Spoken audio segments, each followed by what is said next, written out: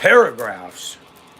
Thank you, Jack, for giving me something to talk about. I wake up every morning and I don't have to struggle.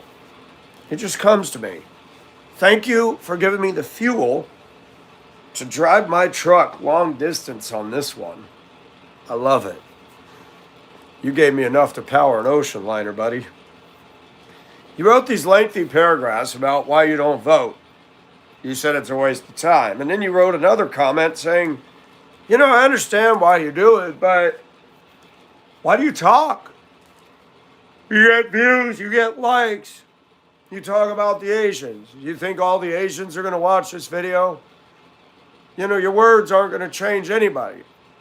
So I clicked on his channel. I looked. He had 2 little shorts on his model railroad stuff. Virtually no subs, virtually no views. And I'm like, okay. And I thought about that. Is my channel a waste of time? Am I wasting time by talking? But come on. How about all the TikTok queens with their little skimpy outfits on? Aren't they wasting time? Are they really building a future?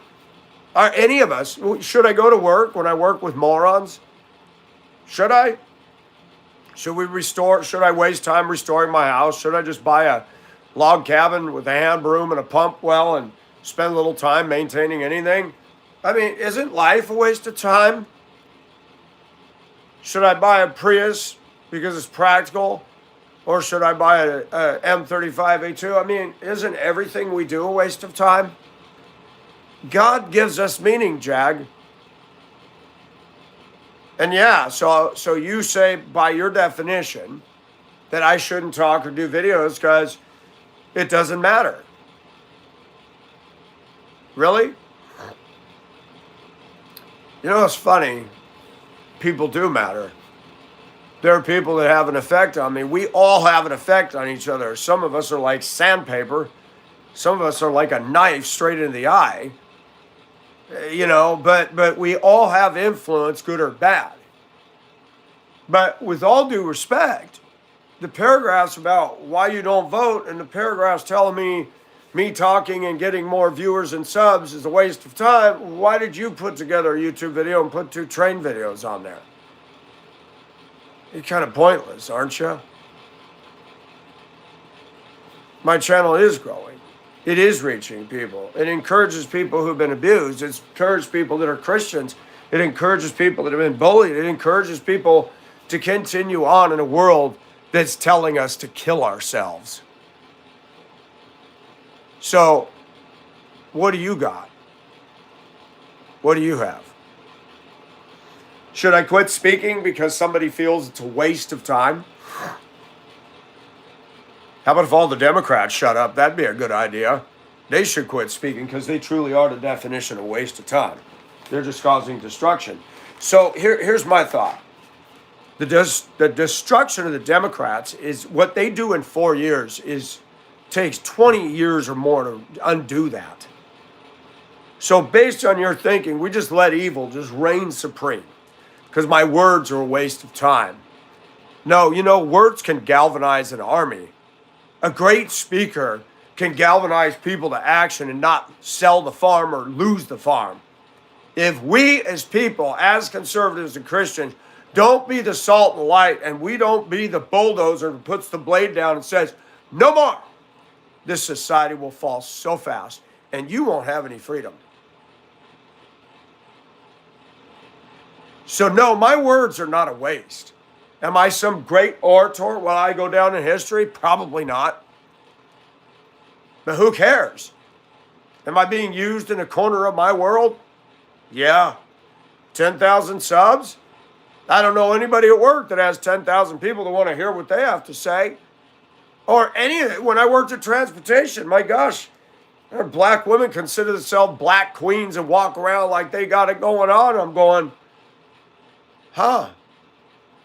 Really?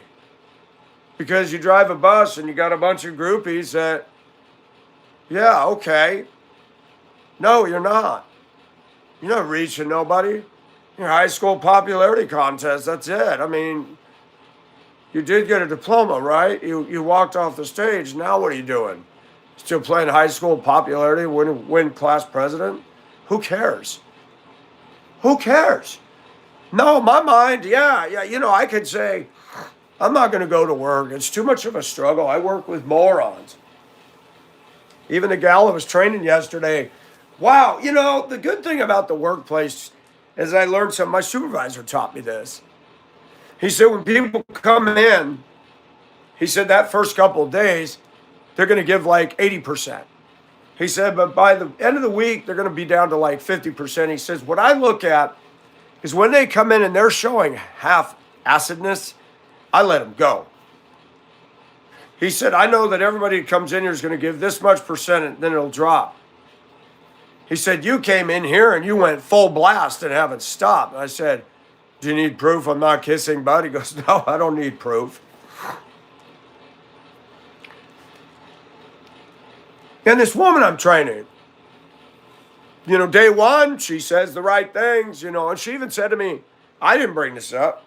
We were going to the other warehouse and she said, I believe in being a helpmate. I said, huh? I said, I'm shocked because nobody says that. She goes, no, I hate this feminism. And she's got a Brooklyn accent. Brooklyn is an accident. Brooklyn accent. And she says it with typical Brooklyn. No, I'm supposed to be a helpmate.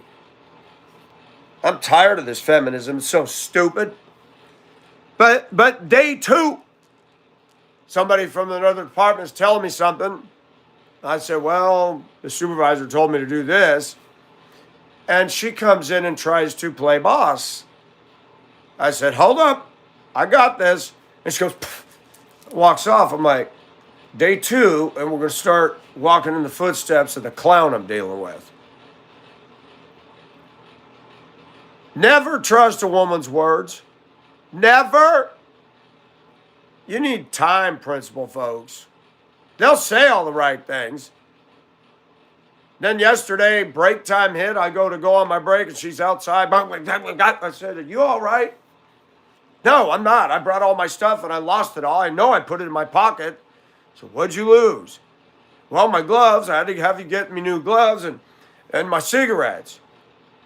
And I went to hand her ginger chew because she liked those. She goes, no, I don't want that. I need my nicotine crap. I walked away. Well, I don't care about your damn addiction. I don't care. I mean, she's mad because she doesn't have her cigarettes. How'd you like to date that, boys? And then I got to work up close to her and her breath stinks. And it's like, my gosh. The older I get, it's so easy and so fast to get turned off by a woman. When I was a kid, I'd look at them and go, oh my gosh. Now I just go, let's see, from 0 to 60, how fast can this attain speed? I mean, how fast does it just go, nope, not that one. I'm glad I live alone. But I'm also encouraged because I meet women on this channel and I get the time to interact with them and find out, could they be a possible? Talking and learning is the key. Racing over the cliff into a relationship is not wise. So, are my words a waste of time? I don't think so. I was told all my life, shut up, be quiet, you're too loud, you talk too much, you never shut up, you talk about people that you don't know. No, I talk about people I know. And I talk about media people because media people need to be talked about because they put themselves out there and they say dumb things and they do dumb things. And you darn right I'm going to talk about them. I remember an 11-year troll would sit there and so he talks about everybody. Yep. And I talk about you too. And you spent 11 years obsessing with me. Who's got the greater mental issues, me or thou? You figure it out, Buster.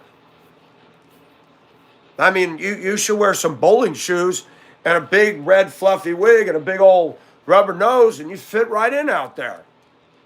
The older I get, I just see society as a clown show. That it is life under the big top. It's a circus.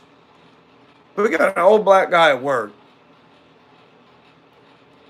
In my opinion, he's been a failure. He took a forklift and smashed up somebody's car because it parked in his space. There is no reserved parking or nothing. This is a grown man acting like a toddler doesn't get his way And now he's going to get a forklift and trash him. And I don't know why this company brought him back. I do not understand that at all. Boy, he better not ever do that again. That company's going to have a major lawsuit. That's just risky. And now he's short, and I don't get in his grill, and I notice he thinks he's all that. He's muscular, but he's just angry every day. And this gal that got hired, they're buddies. I'm like, oh, great. And now he's coming into my department, bringing her stools, moving one of my pallets. I'm going to say, what are you doing? You belong out there pulling up semi-trailer. What are you doing back here? I didn't say a word because he's just powder keg waiting to go off. And I noticed he's been looking at me and sizing me up and making dumb statements.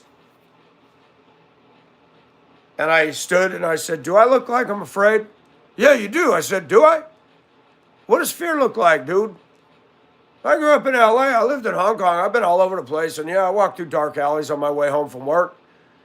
No, I'm not afraid. The only time I'm afraid is when I'm doing wrong. He looked away. I wanted so bad to say, were you afraid when you smashed somebody's car with a forklift? Get the hell away from me, dude. You have mental problems. And he came up. We had given him a ticket because we're supposed to give him a ticket when he needs to pull up a semi-trailer and unload the pallets. Some of you cannot climb over the stuff. We shouldn't even be doing that. You slip in between those pallets and get wedged in there. Who's going to know? You could be out there a long time before somebody starts looking around. We're doing some things in our job that are not OSHA. I'll tell you that right now. And I'm like, I don't say anything because I just man up and watch what I do. But if I can't get into the back of a trailer, I'm not going to do it. So the other day she was with me. I said, you know, she goes, no, we're going to solve that. She goes, I'm looking at this. She goes, you're not client. I said, no, I can't. So she took a picture of me standing in the trailer and I held it up and took a picture over the top. She went back. He started giving flack. She said, look. But he's a problem. You give grace to people like that. There are some people, I'm going to say it right now. The only grace that any of us has access to is the grace of God, okay? And you got to use wisdom when you show grace. Judges showing grace to the repeat offenders is not okay. Showing grace to somebody who takes a forklift, picks up one of his own ethnicity, refused to move his car. It's like, dude, what is your problem over a parking spot? Grown man. I listen to black women. You grown man and you doing that. I heard that all since I've been out here. Some black men are disturbed souls. And they don't like us. And he don't like me. He got something to prove. The other day he said, I got it. And he made some reference to that he was gangster, and I just looked at him like, what a small little man with skin on it. I'm the little engine who could. Toot, toot. Why don't you ride your little train around your kiddie track one more time, kid? So when I grab one of those steel carts with the wheels, the hard wheels, and it makes noise when I roll, I love it. You know, I get into ocean liner mode. I grab that thing and I just... I like to roll. I like pulling pallet jacks. I like to move with heavy stuff. He'd come in the door, he'd see me, and he stopped like this and stare, and I just went... I don't even look at the clown. Don't play tough boy with me. I mean, if you ever said anything, I'd say, dude, do you not realize I'm not impressed with you? I'm not. I'm here to do my job. I'm not here to play with you. Grow the fuck up. But back to words. And I talk about these things for a reason. There's other people listening to this channel. They go through the crap at work and they're like, oh my gosh, at least I'm not the only one. If words are a waste of time, then why sing a song? Why have music? Why go to church? Why go to school? It's all just a waste of time. They're just words. Got to memorize a bunch of crap in a textbook to get a degree. I mean, what's the point? It's a good question to ask all of ourselves. What I'm doing a waste of time? I don't know. How about when I relieve myself? I'm glad I can go to the bathroom. 60 years old soon. I'm glad I can go number one and number two without any issues. I'm getting tired of going to church and people just a few years older than me. Yeah, gotta get my plavix and I'm gonna have my knees replaced and my butt fell apart and oh, I have diarrhea. Boy, I really want to come to church and talk about all this. Victory in Jesus. Okay, we're going to talk about diarrhea all day and Plavix. I'm not there yet. I hope to God I'm not. And God, if you're going to break me and turn me into a disgusting pile of brown poo, just take me home. Please. Some people outlive their usefulness and all they do is, well, crap and moan. The circle of life. Did you notice that? People get older, they revert back to the toddler. I'm seeing in this old black guy. Got to prove something. Got to whine and shake his baby rattle. I'm not impressed. I keep my mouth shut because I know he's a powder keg. I don't want to do anything to set him off, and it's not because I'm afraid. He wants to get into it with me. I can see it every day. He wants to get into it with me. Why? Because I work my butt off. Because I'm positive. Crab bucket mentality. I'm miserable and I'm growling and I'm all day, and this guy just goes. I have never seen such psychology as going to work. Somebody doesn't like the fact that you're just full bore, happy. It magnifies their miserableness. There's a Filipino that taught me the crab bucket mentality. I didn't even know about that. She was chatting me on Yahoo many years ago when I lived in Spokane in the early days of Yahoo Chat. Boy, that was a mental institution of itself, but it was quite fun. You could see a woman laying with no clothes on with a tarantula walking around on her tots. Okay, I thought I've seen everything. I've never seen a woman with a big hairy spider walking on her boobies. I saw another one who was drop dead gorgeous, raven black hair, smoking a blunt. Ah, she had perfect areolas, nipples, the whole thing. She was beautiful. My gosh, what a shame. She's so beautiful and she smoked pot. That sucks. I've seen it all in chat. I remember one time I was talking to a woman from Maine and we were talking for hours. She goes, "You want to see my cam?" And I thought she's probably beautiful and this and that. I kid you not, viewers. She turned on her cam and I was just like, her head filled the screen. She must have been about 450 pounds. And because I try to be nice, I said, "Oh, I see you." And I said, "Hold on, let me turn on mine." I said, "Uh-oh, uh-oh. Oh, man, what happened?" I went, boom, and hit the red X. Video disappears. I signed out real quick. I signed back in and I blocked her. I'm sorry. 4 hours. Oh, you're nice. You're blah, blah, blah, blah, blah. Hustling me. And then when you see her, she's 450 pounds. Isn't that life? Bait and switch, bait and switch.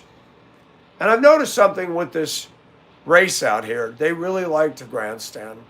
They have this automatic assumed position that they're just greater than any of us white guys. They've got that. They've got that. I don't know why. Maybe it's the little engine that could. I don't see myself as in competition to others. I see myself as trying to survive this crazy world. But I've noticed, whether you like it or not, you're in competition because they think you're a threat to them, so they have something to prove. Why would somebody see themselves as your job is to do this over here? You don't even do what I do. You don't even do what I do. And day 2 of dealing with this lady, I'm like, oh my gosh, this place is a mental institution. This is just going to attract crappy people doing crappy work. It's hard work. It's old-fashioned hard work. I'm not ashamed of that. But I'm like, we're never going to get quality folks in here. We're just not. This doesn't attract. And it's sad. And I realize again, all I'm doing is busting my butt to make a few people that own the company rich. That's all I'm doing. So I could say, no, you're getting a paycheck. You're paying your bills. I don't care what anybody says. If you want to lose your freedom, just sit on your butt and have no check. I'd rather have my check, and that's the price you pay. God said it. He said it in His Word. Man shall work by the sweat of his brow. And when it's not said in there, it needs to be said. You'll be dealing with jerkosauruses. You'll be dealing with dysfunctional people, and they'll look at you and say, you're the problem. That's crazy. People have gone bananas. I'm going to have a banana. Ugh, this one finally opened by the front end.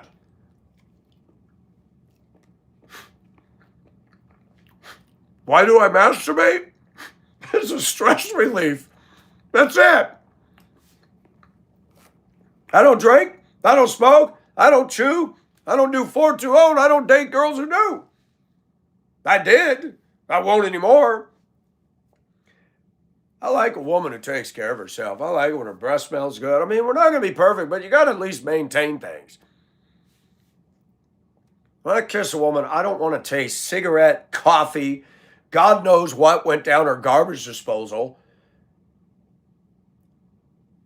I don't want to smell funky, monkey on a woman. And I cannot believe out here how many women just smell horrible.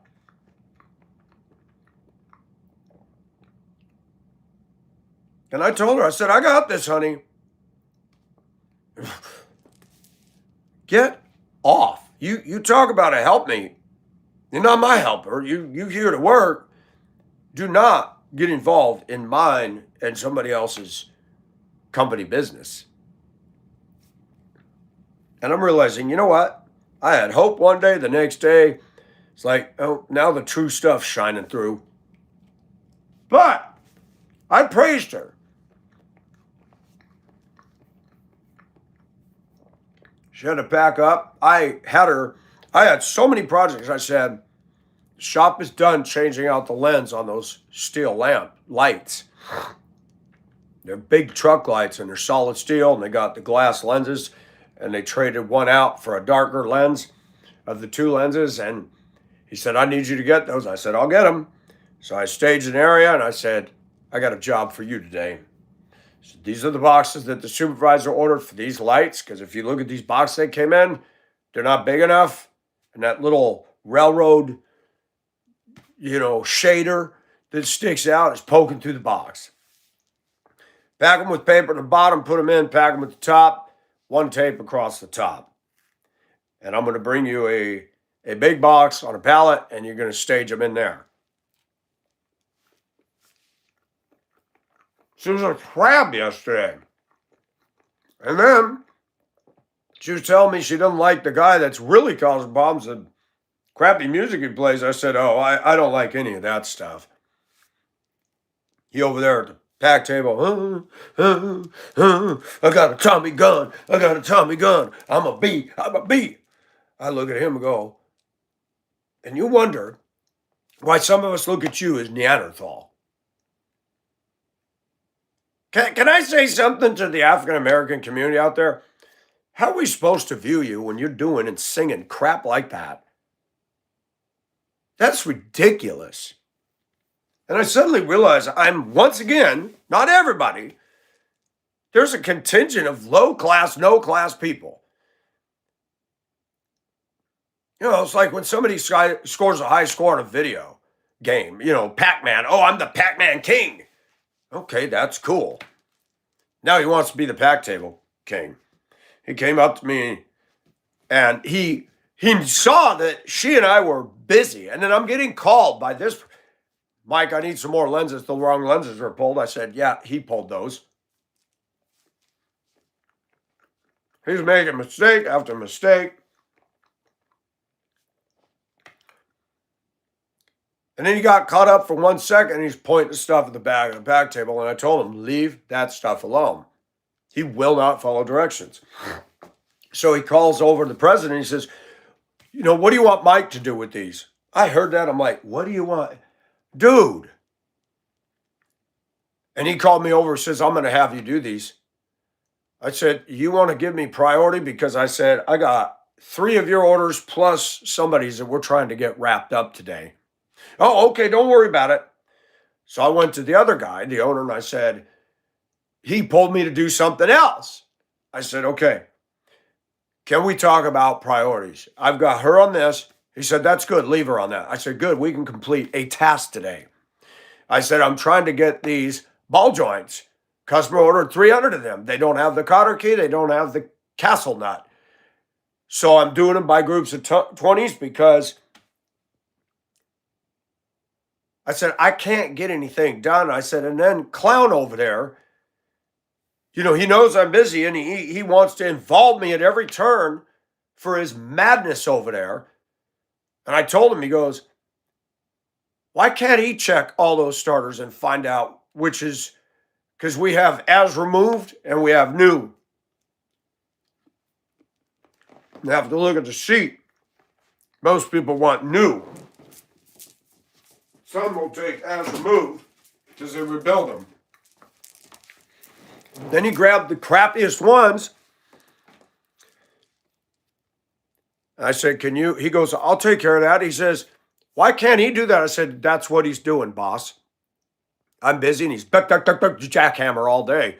He goes, well, I will definitely deal with that. And he went over and he says, I'm going to need you to check every one of these. These are no good. I need you to find the ones that look new. They may have some dust on them because they sit in there a while, but he says, you need to check every one of these locations. And I'm in the distance. I kept turning my head. I thought, the gauntlet just went down on the Clown. Now he has to do the hard stuff. And he has no argument. He can't just throw the stuff at me. Yeah, buddy. I'm so tired of clowns in the workplace. Come and do your damn job and stop all this psychological crap. You went to prison. Your daughter brought a dang gun to Atlanta schools the other day and got booted out there. You're whining me that you spent your check to bail her out and she calls you and cusses you out. Sounds like you got some great family dynamics going on, brah. And then you want to come and control me when I taught you how to do things, and now you don't want to listen. Now you're making mistakes, and now management has to come up and say, no, that's not the way we do it. And then they come to me, Mike, did you? He won't listen to me. So I told him I'm done with him. I'm not going to get into it. I said, you guys got me doing stuff. Put me on the projects. Let him be the pack table king. If you want my opinion, get him out of here. He's not going to work in the long run. Get his butt out of here. Ridiculous. And then we got another guy doing all the pick tickets, and he's got them all goofed up and wrong. And I'm getting stuff. I'm like, what the heck is this? Somebody said those are the wrong pages. I said, well, you're the one training them. Well, I'm not going to tell them. I said, you're the one training them. I mean, I picture Woody Woodpecker. I mean, I need to just picture this place this way. I need to cue in. That's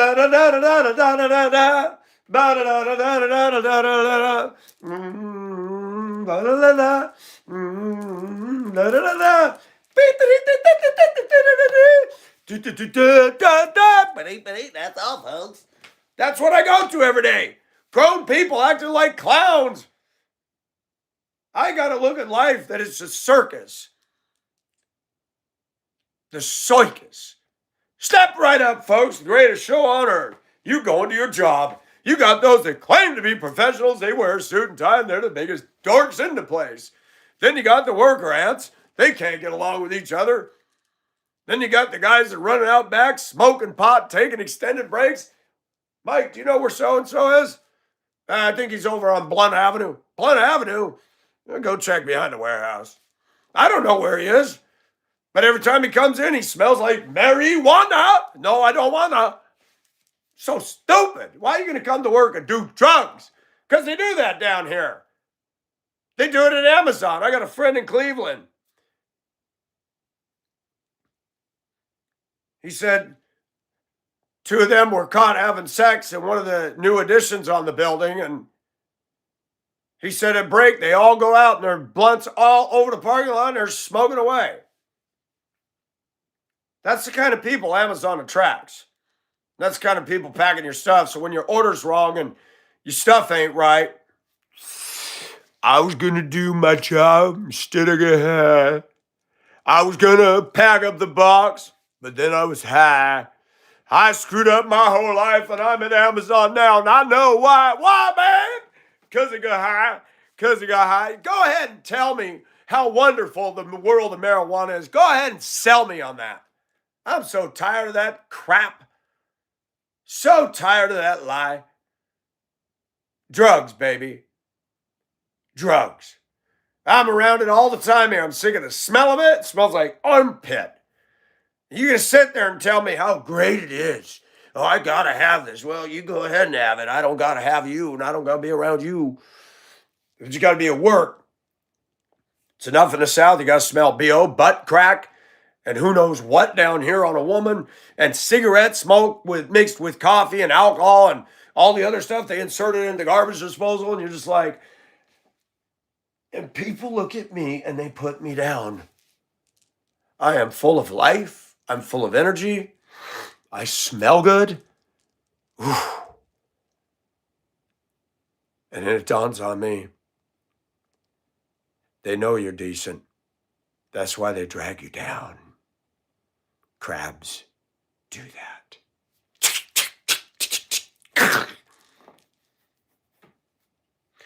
I think the next time I see this guy and he starts making some snide remark, I'm going to say, you know what? Keep me out of your crab bucket, dude. What you mean by that? You figure it out. I'm here to work, not play with you. Leave me alone. Leave me alone. Because I'm not the guy you want to play with. Okay? You threaten me? I'm not threatening you, but you obviously trying to get my attention. I'm not interested. I don't want to sit around and compare my penis size with your penis size. I'm not into that. Because I'm going to tell you something right now, buddy. When it comes to the world of ocean liners, I am the SS United States. I already set the speed record. I'm still a classic. You're over there with your damn sampan, half sunk in the water going oil and grease all over the deck. I was in Hong Kong and I saw that.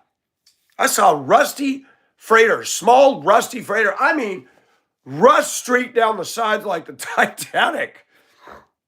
And you see some Chinaman walking out there, his short black hair, and he's out there dragging on a cigarette, and he tosses something overboard. I would watch these guys when I was on the ferry going across the South China Sea. Wow. And that's what happens. But it still bothers me. I'm a sensitive male. That's why you see me doing things. And I'm not going to blow somebody out. But I do talk to some of my regs, not all. I can't, people can only handle so many people one-on-one. But a lady had informed me she went through abuse and stuff, and people call us weird and stuff. And she says, what do they expect? We had to find a way to cope. Yeah. And guess what? I didn't do it by drugs. I think there's a culture out here that they give into easy. And the lady told me, I said, how did you meet him? Meaning the old guy. And she mentioned the liquor store, that they all hang out at the liquor store. She goes, that's our hangout. Wow. Augusta's really moving mountains. We all became buddies at the liquor store. Smoke a little pot, smoke another cigarette, drink a little beer, get down tonight. Oh, yeah. What a sad existence. Sad. All they look forward to is their next drag, their next pot, their next drink. Of course, they ain't going to like me. They see me fueled on 100% turbo, and they don't see me with all that. Man, in my workplace, there's a real demarcation line, a border line between the dark and the light. And it reminds me again, marvel not that the world hates you. Men love darkness rather than light, lest their deeds be exposed. They don't like you. You're that gleaming, beautiful ocean liner with the smokestacks, and they're just They don't like it. They want to send a torpedo right through you. When you're in a culture that's so degrading and so at the bottom, they don't appreciate a liner. I'm using an analogy. They don't. When they're going around in their little oil-soaked, dirty, filthy deck, rusted everything, the bilge pumps are barely keeping up with the water pouring in. And then they're sitting there looking at you going, you weird man. You're about to sink, buddy. Shut up. You get too close to me, I might just swing hard apart and you're going to get... I hate that about society. You can't just be yourself. Oh, I can be myself, but there's a cost. If I was just standing around smoking a cigarette, you got all these guys there claiming that they read the Bible and stuff. You wouldn't know it. They all get along well. I'm not part of that. I don't sit in the break room with them. I sit in my truck. I don't want nothing to do with that polluted stuff. And it's not that I think I'm better. It's that I have nothing to discuss with them. Nothing. They don't respect me. So then comes in the psychological kick-in. This guy different. We don't like him. He make us look bad. He don't do what we do. He don't groove like we do. And that's what I'm going to say. I don't run your groove, bro. I stay out of your lane. Stay out of mine. I had to go and ask his boss, hey, I don't have any forklifts, and this one's sitting there. And I know he uses that. He goes, I'll get it. He got on it, drove it around to where I was. He says, get your stuff. He comes marching around, sees me on it. Hey! I thought he was going to come and yell at me. He grabbed something off the dash of the forklift and walks away. I thought, what a well-adjusted male. What a well-adjusted, this is a psychological dream for a shrink. He's out there behind the garage washing the forklift, got it out. He's got one of them jet propane heaters, and he's sitting there warming himself outside and piddling around scrubbing his forklift. And it's not his. He really likes forklifts. And I'm like, this guy is something else. Then he's coming down to our department she told me, oh, he and his wife come over. We all hang out. I thought, I wonder what the hell else goes on in there. A married man getting up close to her. Do they got some weird three-way funk going on? I don't even want to know. This culture out here is toilet whoosh, bowl. And I get it. Those of you that wonder why I change clothing and do what I do, this place is weird. That's why. So I'm like, hey, these people judge me no matter what. Doesn't matter what I do. Number one, I'm white. That doesn't go well in a mostly black society. Number two, I'm a conservative. That doesn't go well down here. Number three, I'm a Christian. Oh, that now you just added layer upon layer. Number four, I have high energy and high drive, and I look young at almost 60.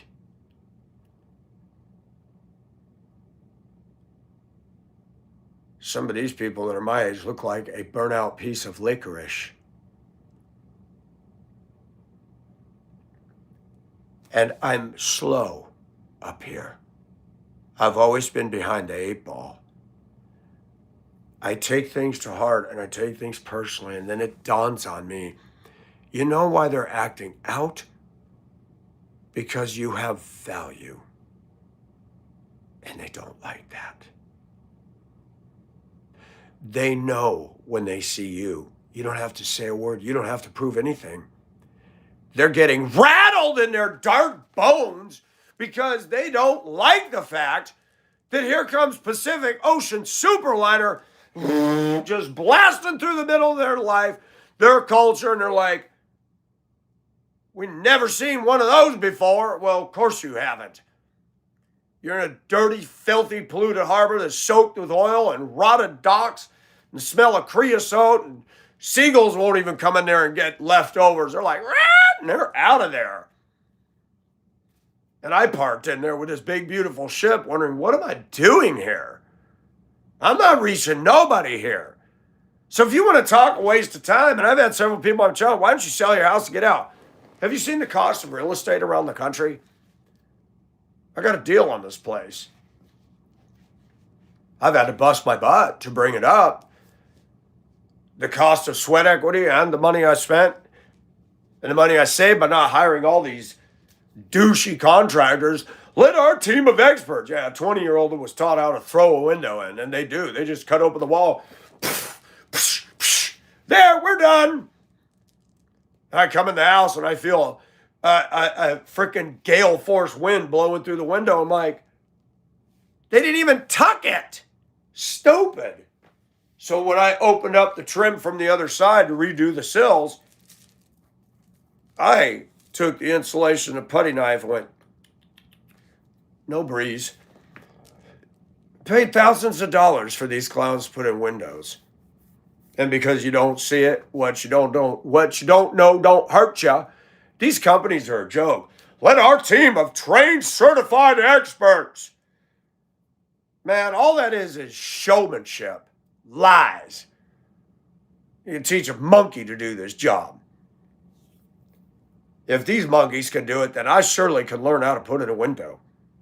Opening a little bit too big, put in another 2x4. Shorten it up. All kinds of things you can do. Lots of things you can do. Wood is forgiving. Cement is not. So you can reframe something. And since you didn't put the siding on yet, you can just do the siding, redo the siding later, and match it up with the frame. There you go. And I did that. And I taught myself. And you know what? I work just like the song. Clowns to the left of me, jokers to the right. Here I am, stuck in the middle with you. Sad reality. And a shout out to my female friend that's been through abuse. Thank you for your transparency. Thank you that when you're on your shift, you say, oh, yay, he's live. Thank you for validating that when I speak, and it's not that I'm anything great, but that you get something out of it. That means something to me. It means I have worth. It means that somebody wants to hear what I have to say. Don't we all want to feel valued? Isn't that deep at the heart of all of us? Even the people that I work with, I will value somebody until they got to be a jerk about everything. Then you have no value. You need counseling. You need therapy or something. You're a mess. Grown man taking a forklift, picking somebody's car up and slamming it down. But that revealed something about the professionals that own our company. Why would you extend grace to a hothead like that? Why? And then it dawns on me, because people aren't standing in line to get this job. So far, everybody you've attracted are not the kind of people you would ever be friends with in your own personal life. Drug addicts, criminal records. This place is like the last chance for some people to get a job and maybe do something with their life, which I appreciate. But I'm working with ex-convicts. I'm working with ex-drug dealers, ex-drug addicts, and still involved in drugs. Now, before you all think I think I'm better than them, I know. I'm glad that they have a chance. But then they come in here and they want to be rude and step on me. I don't like that. Somebody told me I should get a job at the prison here being a security guard. I said, you got to be kidding me. Just what I see at work. You think I want to be in a hardcore prison system? And then those guys decide to riot? You think I'm going to be safe? I have my little cap gun and I'm going to take on all that? No. The man's got to know his limitation. There's some environments I just flat out don't belong in. All the tough talking trolls that get on here and make their comments, they couldn't deal with this.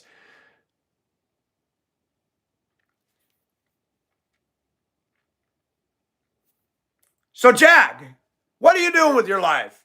You spent paragraph after paragraph telling me that my words aren't accomplishing anything. You spent paragraph wasting texting and you didn't accomplish anything. It didn't change me. You had no effect on me. You just made yourself look ridiculous and redundant. And you spent paragraphs telling me that my words don't matter and you think yours do. Do you not see the lunacy of that? I mean, the psychology, the internet is teaching me about psychology. People are stupid on here. Stupid. Say it with me, STOOOOOPID. Oh my gosh. You spent paragraphs and tell me, I don't know why you do this and you talk and, people like it and people sub and what difference does it make? So Shakespeare shouldn't have written his stuff. Mozart shouldn't have composed. Architects shouldn't have architected. Plumbers shouldn't plumb. Mechanics shouldn't fix cars. How far you want to go with this? There are some people who benefit by intellectual discourse.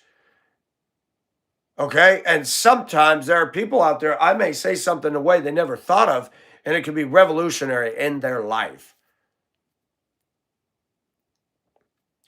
Jag, with all due respect, you're not as deep as you think you are.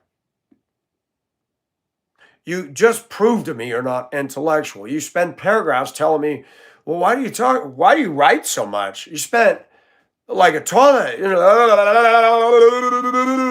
and around, and that one poop that won't go down the chute. You spent paragraphs. I deleted your comments because they're insignificant. Thanks for the content, Bray.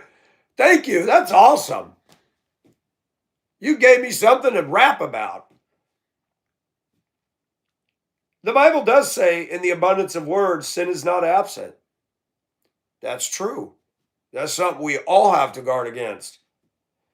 This girl turns on, she goes, oh, I only listen to gospel.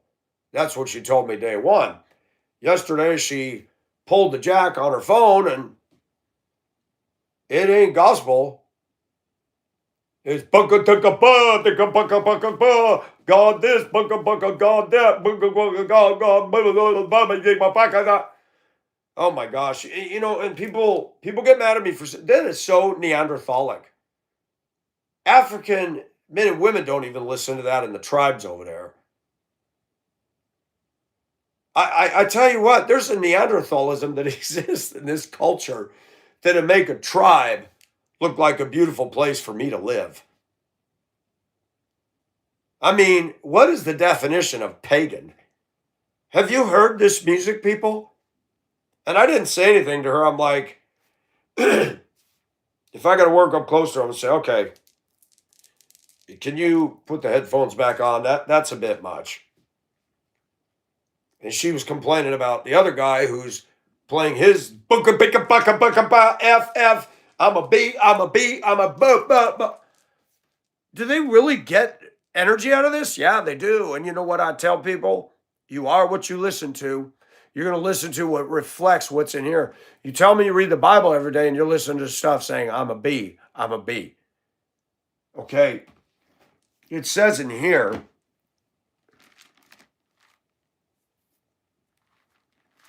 bad company corrupts good character. You're going to hang out with music like that.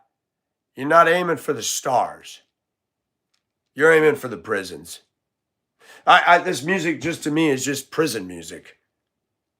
They got this dang insurance commercial. I can't even duplicate it, but I hear it. I said, that is so prison music. I cannot stand that commercial. Just click. You cannot fly.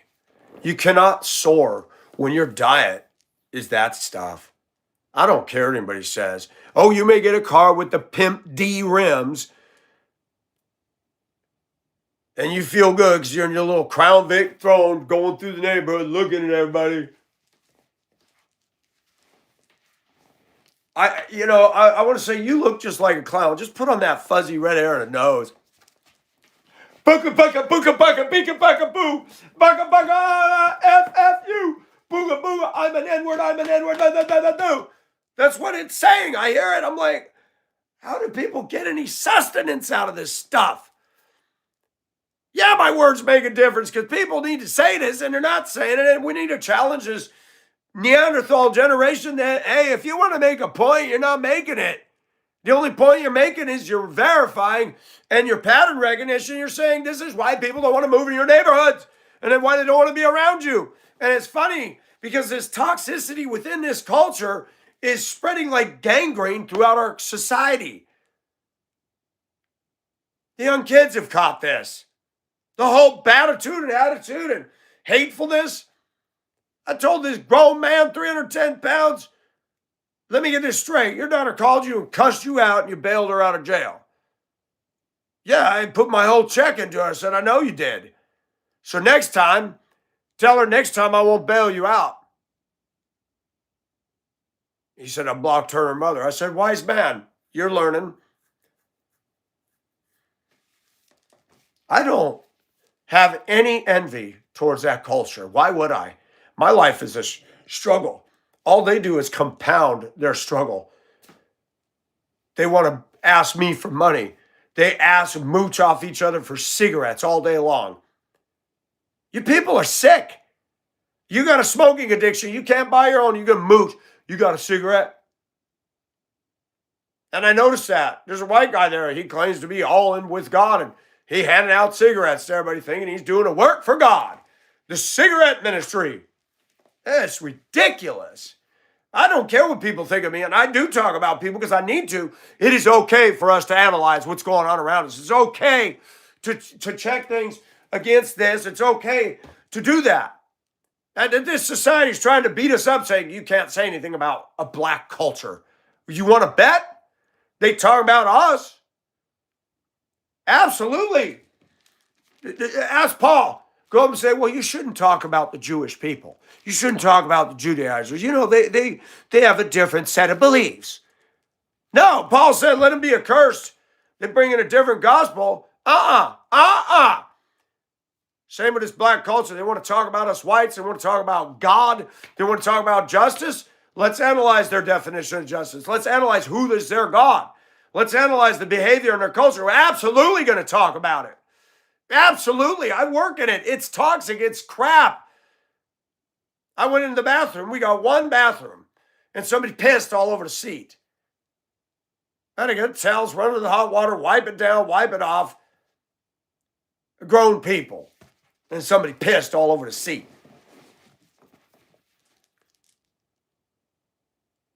And it dawned on me, where I work is not going to attract the kind of people I am. I'm glad I've had this experience. It's all part of my Mick education. You know, I love it when people go to college to study anthropology.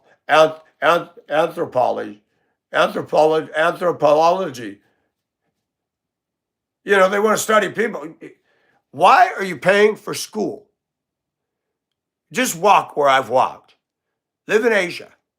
Live in a Hispanic neighborhood. Live in a black neighborhood. Come to Augusta. Boy, you get an education to you. It'll be stuck with you good. It's not some textbook stuff. Textbooks don't talk about this. Textbooks today are written to say, because of the whites' empire building material, people have been subject to great oppression because of white people. Yeah, you go to school to pay to listen to that crap. The reason whites withdrew from neighborhoods is because they didn't want to live around that. They know what happens. Real estate values plummet. Bad behavior starts to show up. Vandalism, theft, you name it.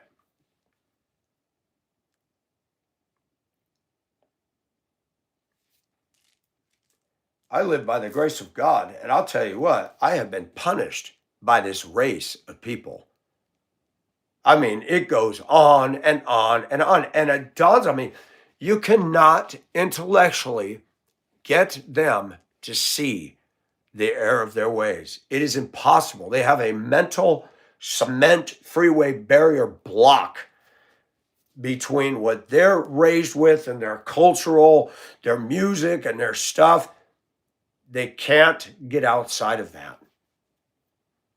So I have to tell myself every day, how do I coexist in this dichotomy without wanting to lose my mind up in here, up in here? How do you do that? I don't know. I'm about to learn.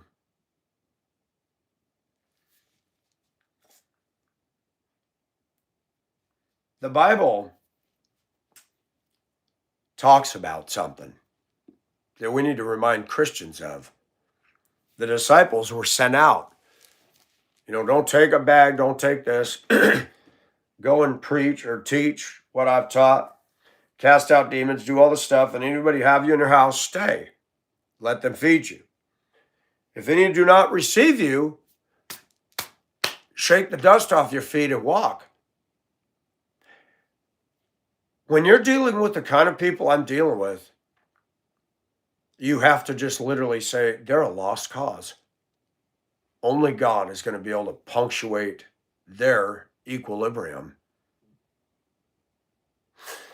I'm not a psychologist, but I feel like I could very easily become one, minus the Freudian crapola.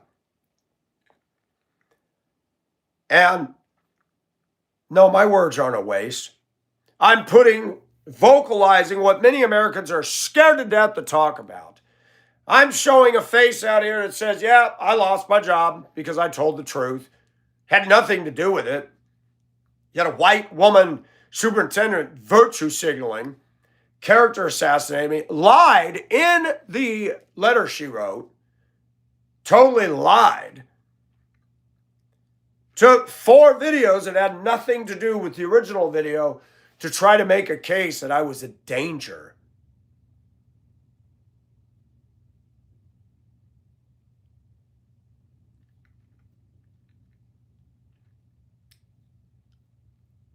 And the same crap goes on over there.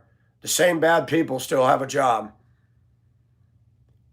And when you get saved, and when you wake up and you've traveled the miles and gone around strange curves to see what was around in that next village, your eyes get open in a way that's sobering, enlightening, and downright intimidating. You can read a textbook. It don't mean jack. Walk through life and watch and observe. And God reminds me, you are a Christian because you're not like these people.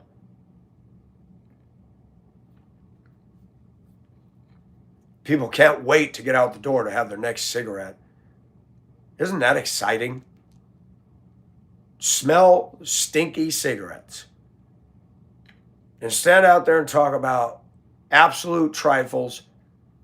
I did walk in the break room the other day. It was so cold I went in there to warm up because I got a heater in there. And the guy just causing me all kinds of daily trouble. Standing out there telling one of his tall tales and got everybody eating out of his hand. And I just thought, every one of these men have tiny man syndrome. They've been failures. And they're in here. Now they think they're going to be the king of the whole universe. I overheard him telling the sales, this stuff back here on the back, don't touch that. That's waiting for parts. I almost said, you don't tell them what to do. Those are their orders, and they can look and see what parts they need. Who do you think you are? Clown. He telling everybody. I said, keep telling the managers and the sales that they're gonna get you out of here. Fail another drug test and you're done. I'm sorry, this is terrible. That's what I'm like. Keep smoking that pot, buddy. Keep doing it. That way when the drug test comes, we know it's in the system and bah! I'm sorry. When people are like that, I do pray. I have prayed now. I say, God, please remove him. He's nothing but a heckler. He's nothing but a problem. He's not walking in the Spirit. He's not saved, born again. There's no way. And he hangs out with the bad blood in the place. And now I got a woman who hangs out with the bad blood in the place. And then she started getting snippy, and I said, are you doing all right? She seemed pretty owly today, and I did tell her that. I said, I actually called the boss and gave a compliment that you got all this done. Well, yeah, I like to just be left alone to do something. I said, well, I'll do the best I can, but I can't promise you that. We got to deal with him. We still got to pull those tickets and do stuff. I said, I pretty much made him do it today by being over here. And I told management, you want me to get your orders done, decide your priorities. You put Clown on the pack table and make him do it and check his work, and then leave me to do this.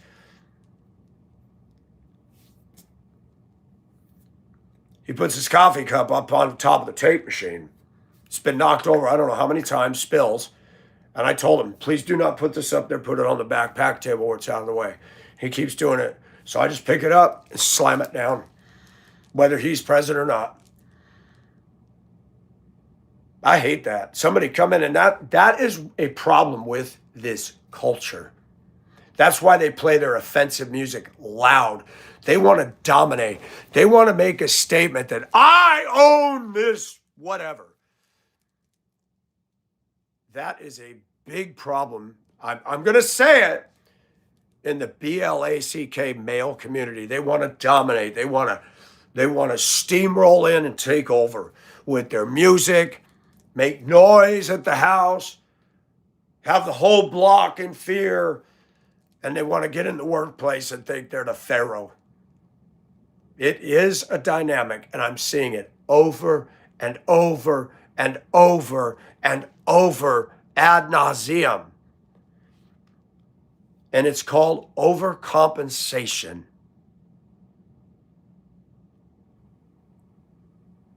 They say that we have privilege. No, we don't.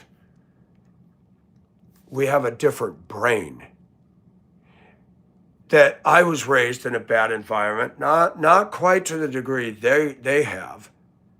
And yes, environment upbringing is huge. I will never negate that. But if I see somebody who emulates, man or woman, a quality that I don't have, I have respect for them.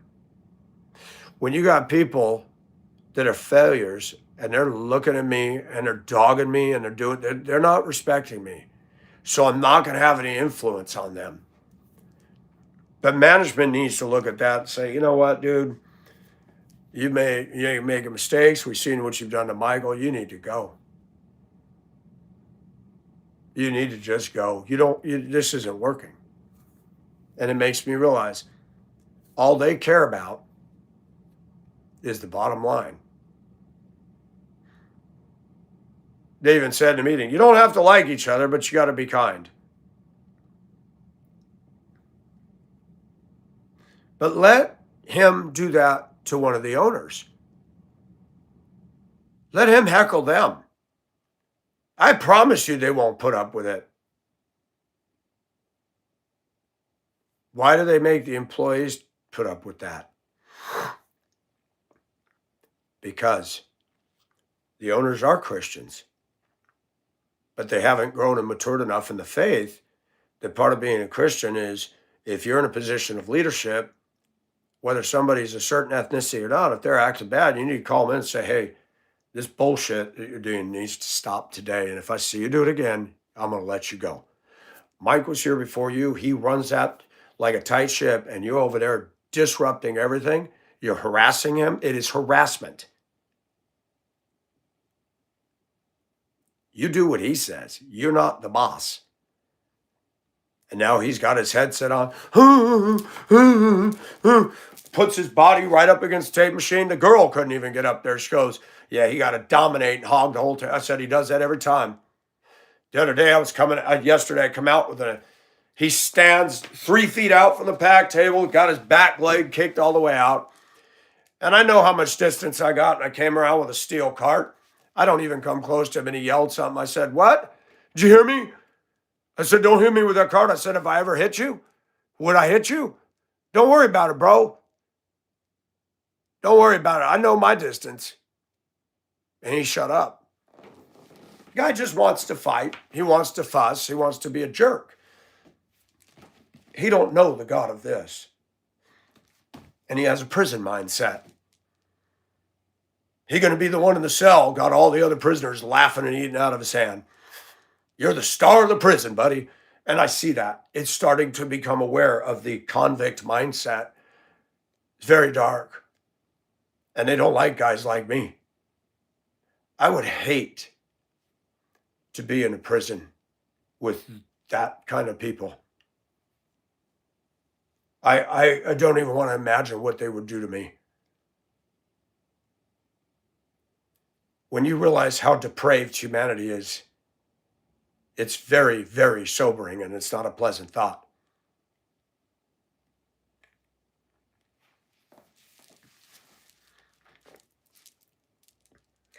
Why Christian management isn't caring about what happens to us is, and I talk about the layers of all society. I don't just rip on black culture. I've ripped on plenty of crap in white culture too. I've talked a lot about women and their entitlement, their spoiled, self-righteous, I'm all that on a stick, because that's real. I've dealt with American males and their false bravado and them coming on my channel with their dog crap comments. And you're like, you guys, you men think you're all that on a stick, don't you? I'm just talking about life. I'm just talking about things. I'm not a danger to anybody. I say that all the time. I said, but you are. That's why you have so much trouble. I chose to do something that most people don't do. You got people, the corporate world is not going to come down here and work in this kind of an environment. People are a caste system. I didn't go to college. I didn't become, honor roll, emeritus. I'm just a working man. And I see why people gravitate towards their groupies. People making 100K plus a year are not going to hang out with the clown at the pack table. They're not going to have anything in common. And because of my limitations, the black culture that I'm working with, the black people that I get along with are my neighbor. Working people, keeps his house clean, and he takes pride in his property. He's older than me. He's quite a bit older than me, and we're not going to hang out. But he's a good neighbor. He's a good man. He's a success. And there are black people that I value and respect. This culture that I'm rubbing up against when I was at transportation here is somewhere on the border of Neanderthalic. And me saying that's racist. Folks, I grew up hearing the word white trash. And I acknowledge that exists. I wouldn't call somebody racist for saying that. If they said it to me, I'd take offense because I'm not trash. But we all know not everybody who lives in a mobile home, by the way, is white trash. I met some women in life, they live in a mobile home through hardship, a single wide old, and they'll give you the shirt off your back and fix you a damn good home cooked meal. So we got to be careful. There's some women in trailer parks that wouldn't even know me, but if they saw that I was in trouble out there in life, come on, Mike, you can stay in my living room. I'll give you some food. There are people like that in America, and they're the unsung heroes. That's why I wish my channel, I wish I could convert from going to work to making money on this channel, and I would go to these places. I would visit people and do a live with them and spotlight them, not say exactly where they are, but bring them on here and do a slice of the real world and have my own show bringing people into it. So the people around America go, this is cool. I mean, I can only dance so many times on shorts, but I'd like to bring people into this. Because people tell me over and over they love my stories. Storytelling is a lost art today. Minneapolis library. Minneapolis is so freaking stupid. Stupid. At bringing drag queens to read kids' stories. Why would anybody do that? You know, can we stop bringing the weirdness to children? People say, well, you're dressed. This is my channel. And I put not made for kids. And if kids get on here, that's their deal. If they don't like it, they can go watch something else. But there are some young people that do get on here and they watch and they listen and they get something out of it. And I'm not going to say, some of them I don't even know they're there. There's some that check in, gals and guys.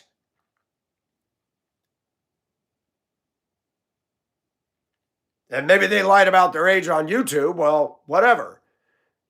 If they come on here and they're not honest about their age or whatever, then they got to be prepared to accept the fact I'm an adult talking about adult things. But guess what? Stop treating the kids like they're so fragile.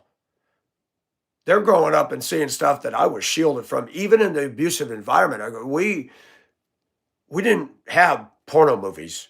We didn't have an internet. Now, my dad had Playboy, and I discovered a stash up in the loft in Mammoth. But I did not. My parents, in spite of themselves, I was shielded from a lot of. I didn't know what the term ghetto meant. I remember as a kid sitting there eating my breakfast. You grab the milk carton and pour the milk on your cereal, and on the back, have you seen me? And it shows this cute little black girl on the back of a milk carton that's gone missing in Chicago. And as a kid, that bothered me. Man, that isn't right. There's a little black girl out there that's missing. I don't like that. I don't like that.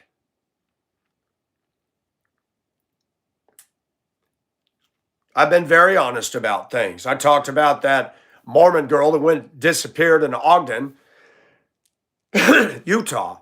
National news covered that not too many years ago. Went on and on and on and on and on and on about a Mormon girl in an affluent, upper middle crust neighborhood. That same news doesn't talk about the little black girl gone missing in the hood in Chicago. Why? I don't believe in the blacks' accusation of white privilege on me and most of us, but that media, that same media that's got the black people eating out of their hands is the same one that went on and on about a poor Mormon girl disappeared. Why was she more important than anybody else who disappears? That's why the news is screwy. And our media does that. They favor and cater to the rich. Now, they're favoring and catering to riots and hood mentality and degrading everything. It's the same people running that same media, and it ain't blacks, it's whites. The whites that are hiring journalists that say there's systemic racism. Yeah, as you all go off to your gated white communities with police protection, security cameras, and bouncers. Give me a break. No, I'll talk about all issues. I'll talk about the hypocrisy in my own race. I'll talk about my own sins. I do it every day. That is what makes this channel different. And even I've said, there's times I say, what's the point of having a channel? You get everybody that's going to agree with you. So if I felt that that's all there was and I owned the channel, would it hurt anybody? Well, people will still go on. Life goes on long after the thrill of Michael Nelson is gone.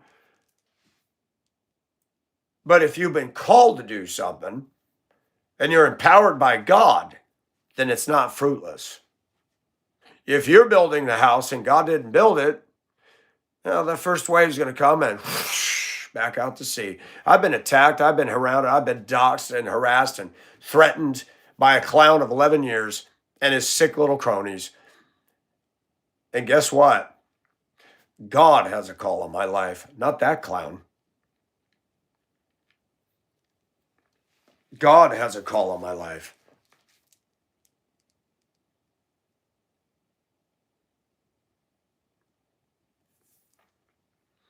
So, Jag, you're wrong. They're not just words. They're not just subs. They're people.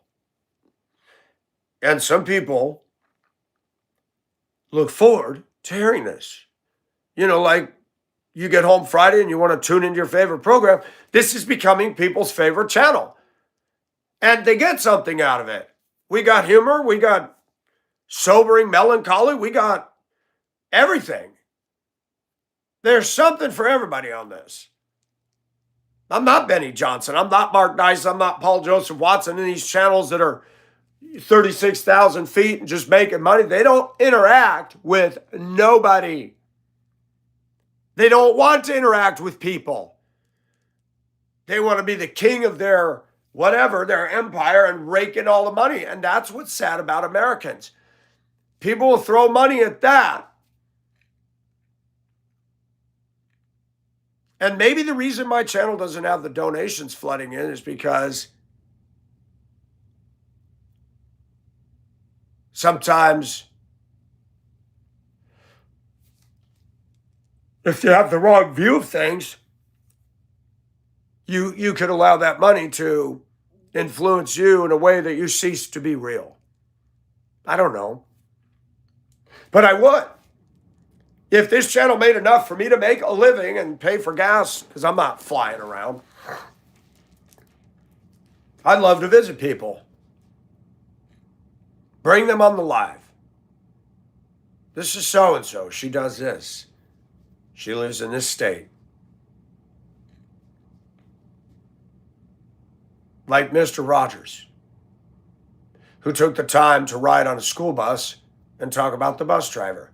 Like Mr. Rogers when he went into a crayon factory to show us how crayons are made. Did you notice that about Mr. Rogers? He didn't take us to corporate America, did he? I'll never forget when he took the crayon factory, he called them crayons. Today, children, we're going to learn how crayons are made. Crayons. But, that's his accent out there. Mr. Rogers brought us blue-collar, down-to-earth people. I'd like to embody some of Mr. Rogers.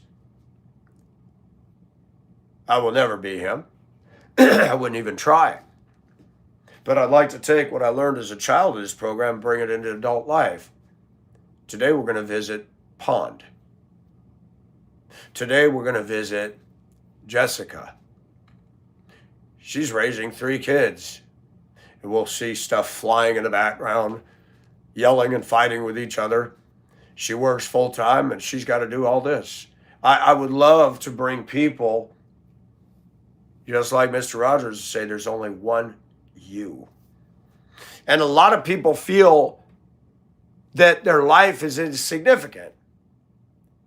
I don't want them to feel that way. I want people to feel like they have value and God does have a call on them and God gives you purpose. Not Rick Warren's purpose-driven life. Our life should be the God-driven life, not the purpose-driven life. And that's the problem.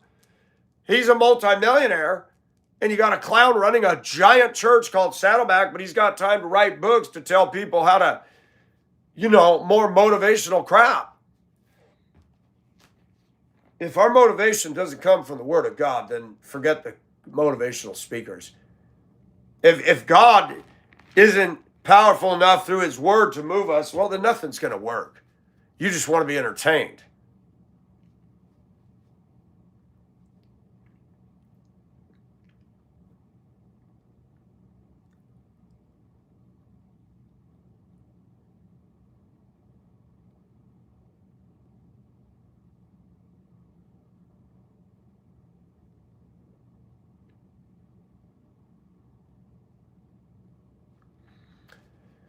This is the world we live in.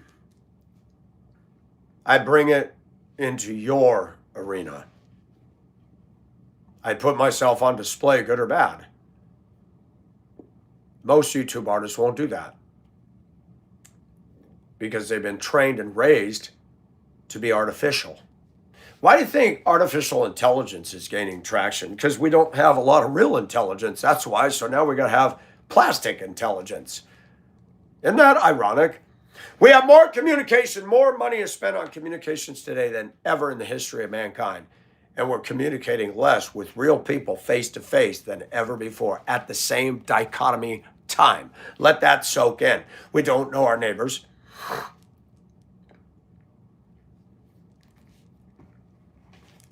We don't know our neighbors at all.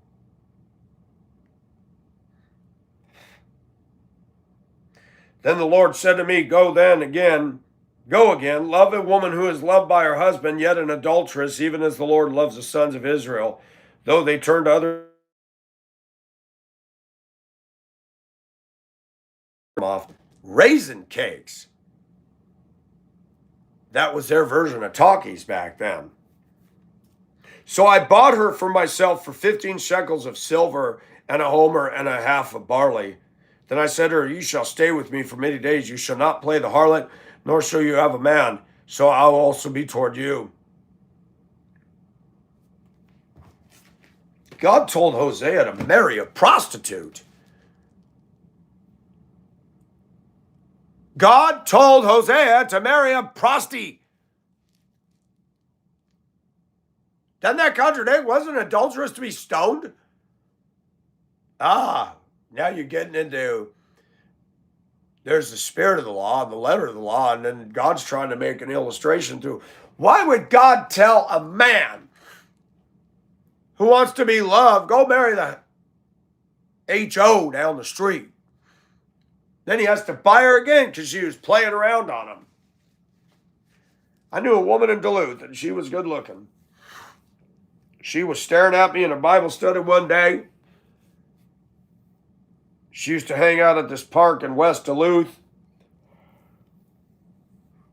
And she had become a Christian. She was married to her husband, but she really liked sex. And she told me, I have a problem.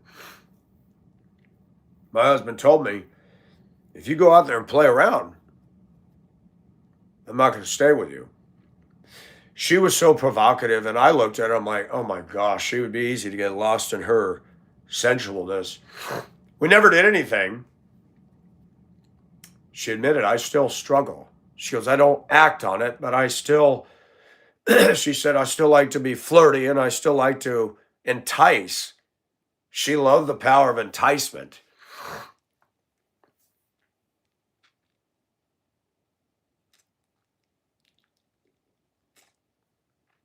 Now, I'm going to be very honest about something. This is going to get me in trouble with the rest of the ladies, but I think a lot of women, even Christians, are prostitutes. No, not necessarily running around having sex, but they use a man for something. And you got a lot of Christian women that don't see that about themselves. They say, I want a godly man who never sins. Get real, girl. What planet are you on? And you got these chicks out here, they marry a man for his bank account because they're not going to get a good job that pays the bills. So they want to use his money, and yeah, it's sad. And you never really know if she loves you. And I'm talking about my own, Caucasian culture, that I will always have a question mark over women. Do they? I mean, I look at, why is it I cannot, Melania? I get these people screwed up. Ivanka Trump, whatever. Melania's his wife. Does she really love Donald Trump? Or was she just a trophy? Who's going to say the right things? The puppet, because she's getting big. Can you imagine? Let's be honest. Melania, do you think she would date me if she wasn't? You think I'd even have a snowball's chance in hell? I picture that. You throw the snowball, and it's gone. It just disappears that fast. You think I'd have a snowball's chance in hell getting a woman of the caliber of Melania? No. And why is that? I don't have the price tag. Donald Trump is not good looking. Hate to break it to you, ladies, but he looks like a big version of Richie Rich. Donald Trump was not gifted with good looks, at least now. He might have been in his younger years, but he's not. He's big. He's big dude. In fact, I don't know any of the presidents that were gifted with good looks. JFK, maybe. Abraham Lincoln was tall and gaunt with the big old beard and a stovepipe hat and all that hair on his face. Ronald Reagan looked like he could be the poster child for don't worry, be happy. But I wouldn't say we've had Bill Clinton. Now that looked like a clown. He looked like a clown. I mean, other than the fact he was a liberal, he was a goofball. He didn't take life seriously. He just played around. He's a typical Southerner, getting caught with his hand in a cookie jar all the time. You notice he's very quiet. You don't hear him vocally. Hillary's running her mouth, but Bill Clinton's very silent. He really got put in place, when he did what he did. And the Democrats, they didn't punish him for getting a BJ in the Oval Office, which I find interesting. Why did he not get in trouble for that? If I was to go and have a BJ at my job on the clock, I'd be fired if I got caught. He's on the clock in the Oval Office of all places. His wife is right there in that same building. She should have walked in on him. That would have been just beautiful. Honey, what are you doing? Oh, nothing. What's she doing under the table? Oh, she's picking up something she dropped. Monica, oh my gosh. What a sleazy mess. Monica was nothing big to write about either. When people do unscrupulous things, you got to wonder if a certain mileage down the road, they look back and go, my gosh, I lost my stupidity over that. Yeah, you did, buddy. You feel good now? Scary. Scary stuff.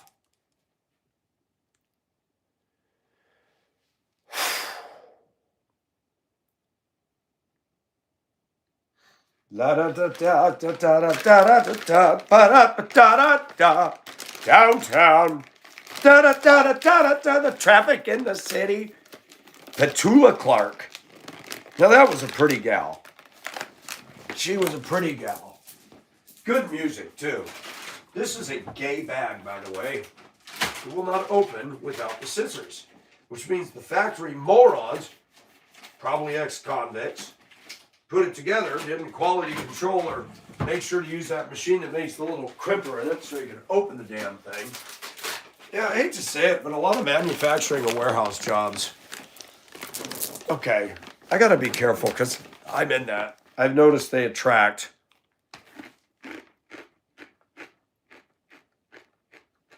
a certain behavior type of people. Well, I worked at Betterbilt in the 80s in Prescott Valley. Prescott, Arizona was what, 39,000 when I was there? I don't know what PV was, but PV was 15 miles out of Prescott. Young guys and gals in their 20s, early 30s, they worked at Betterbilt and they buy a double wide and a piece of land in Prescott Valley. No trees, just flat out there with the wind and hot in the summer, cold in the winter. Kind of ugly. But you could afford a home back then. I had an interest in a few girls. There was one named Liz. Slender redhead. Cute. And my supervisor, Ron Christensen, said, you like Liz, huh? He said, Mike, these factory girls aren't the kind of girls that are going to be interested in you. She said, they're wild. They drink. And I learned that. And I'd have to go to the line leaders to pull the cart to have the assembly line of different style of windows.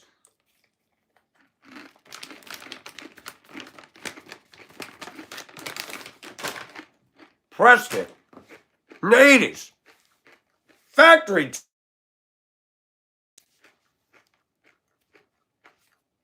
There was Jeannie. Jeannie had blonde hair.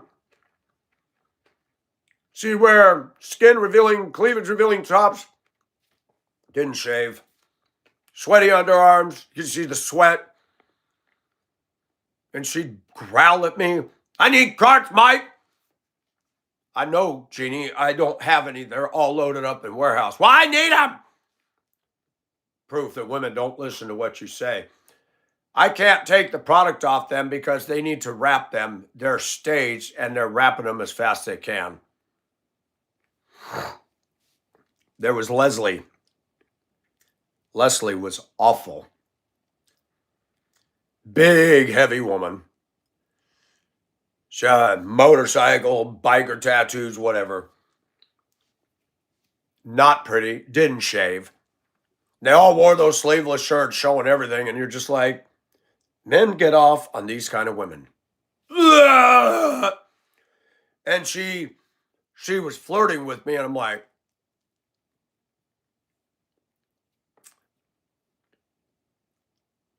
and there was a woman that came out of the offices. She was pretty. And I don't know what her and Leslie had going on, but they'd be walking down the Plan on break together. Leslie said, I want to introduce you to my friend in the office. I said, hi. She goes, well, you're cute. I said, thanks. You're not bad looking either. And Leslie says, wow, thanks, Mike. You never told me I was cute. I'm like, because you're not. I was still wet behind the ears and I wasn't going to say something dumb. And one day the lady and her walked out and I just tapped her on the shoulder to say, she wheeled around, don't touch me. I was like, I just tapped you on the shoulder to say hi. Don't put your hands on me. That was the beginning of my entrance into the world of crazy women where they're nice and then they're mean and they're rude and then I never spoke to her again. Leslie got rude towards me, yelling at me to get carts. Her brother worked in the shipping dock. He had a cheesy butt stash, ball cap on, this Motofox thing. No offense, E-Rock, that's no directed at you. And he was an ass. Wouldn't smile, wouldn't say hi.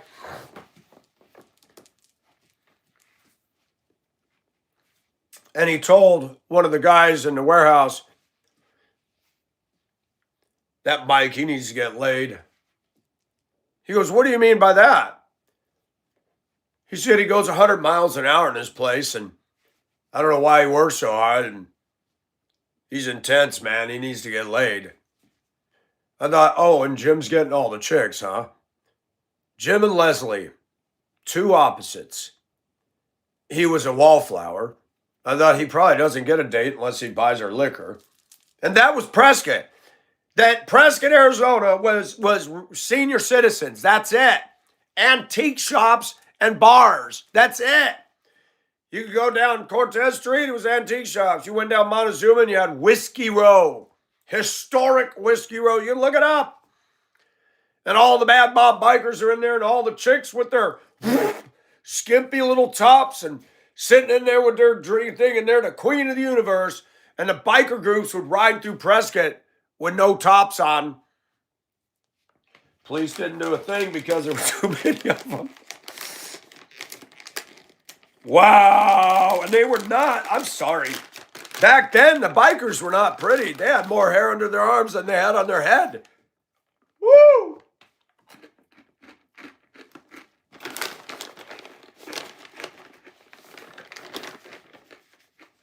I don't fit in anywhere. Doesn't matter where I go.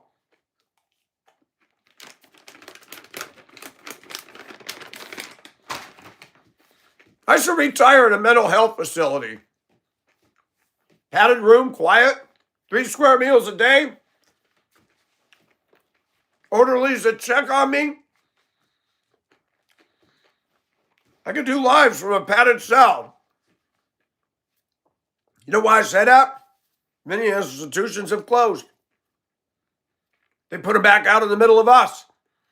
We work with them. We go to church with them. They're driving cars. They're among us. And you can't tell them apart from the rest of the clowns. Everybody has coping tools, and I'm learning to hone mine in. Start realizing most of the people out here are clowns, and it won't get to as much. So now you'll hear me randomly say, when I see some bullshit at work, I just start saying, yep, life under the big top. What you mean, Mike? It's a circus out there, man. Circus, huh? Yep, I'm going to join the circus. Why are you going to do that? I said, I'm in it right now. Dun, dun, dun, dun, dun, dun, dun, dun. We got 310-pound man on the packing table. He thinks he's the king. Watch him bother everybody all day long. Yeah, it's just amazing.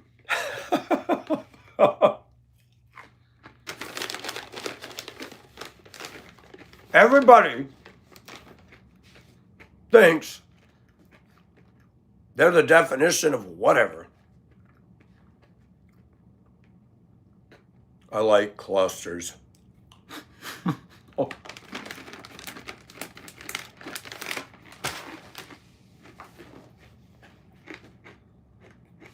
Women say I'm picky. No, I'm not. I don't want to marry or date a cigarette, a beer bottle, or a blunt. I don't want to marry a dog. I don't want to marry Starbucks. Because most of the women you date, that's what you're going to marry. I want to marry and date a woman.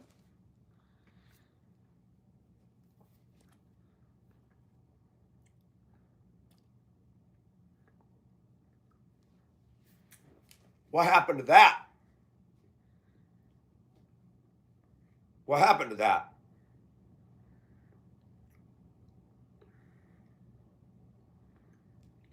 Now everything's been turned into TV dinner society. Now that happened a long time ago. I still love those Swanson Salisbury steak.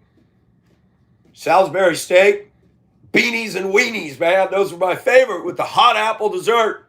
Boy, that hot apple dessert would burn your tongue off. You know, when you're a kid, you can't wait. You go, ah! Your mouth's on fire. But our society's that way now. You hear guys say, yep, I'll go out. I'm not really into her, but I need to get my DICK wet. Really? You're just so casual about that. I like women I can't have. Young or older. That's just the way it is. I haven't dated in, now we're going on, now let me figure this out. 8 years? 9 years? That's a long spell for me.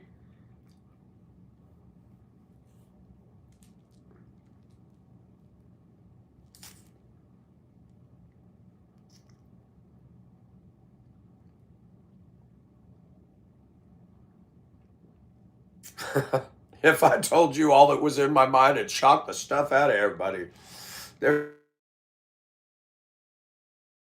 Because society can't handle it. People read it so wrong. But no, somebody with a man's name and a woman's picture left a comment on a video. I deleted it. It puts the lotion on the skin and puts the lotion in the basket. Who puts lotion on a basket? What is that? Does somebody want to bring me up to speed on that? If I see anybody rubbing lotion on a basket, I'm going to definitely call them in with the white coats.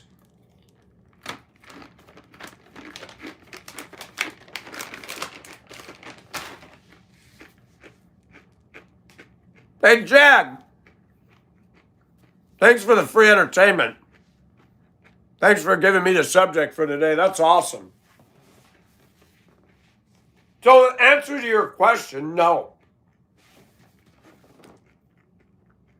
There's something not right, says Patricia. I'll have to read the rest of that after the video. Everybody's leaving comments. on the other videos while I'm rolling here.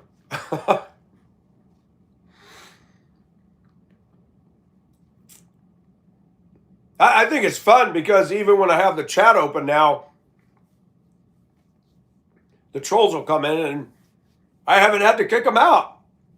I just hold my ground and call them out in front of everybody, and they willingly just go, I love it. That's a good place to be.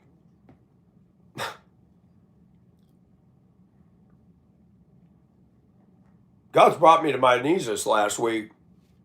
When you come up against somebody and nothing you do changes or affects them, I hate that. You think you have authority, wait till you run up against somebody who thinks you have zero. You go ahead and pull your little trip on that. God will bring somebody in your life that you will be forced to realize you do not have the answers to how to deal with that person. I love these young ladies that get out of psych school and get their little degree and they're going to change the world. Oh, no, you're not, baby. No, you're not. The first thing you need to find out is you're going to run into people that none of your so-called schooling is going to amount to hill of beans. When Satan is riding on somebody, you will never be victorious to stop their nonsense. You have to change you. So when he asks me a question, I answer it, and he goes on and on, I walk. See, you don't, I said, I gave you an answer. I got work to do. Gotta go. I'm learning. Pushing the clutch when you're dealing with a fool. Take that thing out of gear. It's human nature for us to outwit, outsmart. You cannot do that with a fool. The Bible tells us to hit a fool in the mouth, but this is 2026. I would not encourage anybody to do that in your workplace. I tell people, you may not like somebody, but it doesn't give you the right to violent. Now, if somebody were to strike or hit me, I got every right to defend myself.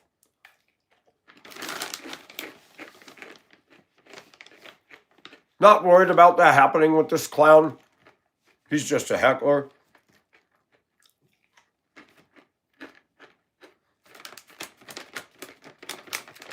He likes to brag that he did security for Shock and Taylor Swift in Atlanta.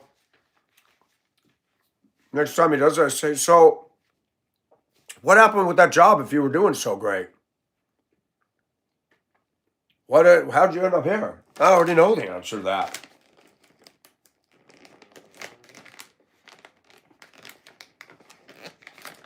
Nobody's going to hire you for security when you shoot somebody and you have an unregistered firearm and you get in trouble for that. So let's brag some more about what you used to do.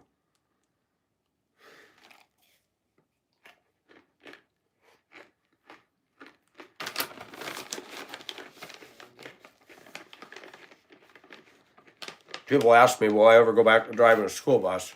No. Empty, yes. With kids on, no.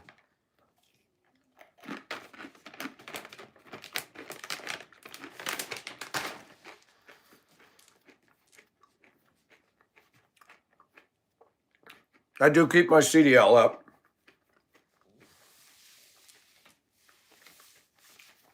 I don't want to be an over-the-road truck driver. That's not a 9-to-5 job or an 8-to-5 job. That's a 24/7 job. And logbooks and push, and truck stop after truck stop after truck stop. It's not the life that I want to live. And I'm older. I do get tired now at night. I don't want to drive at night.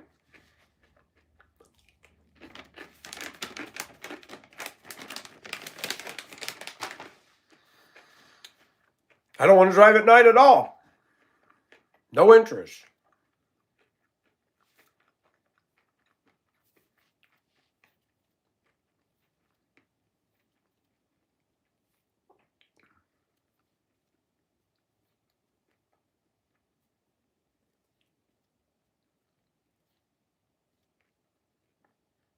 I do think it's funny, though.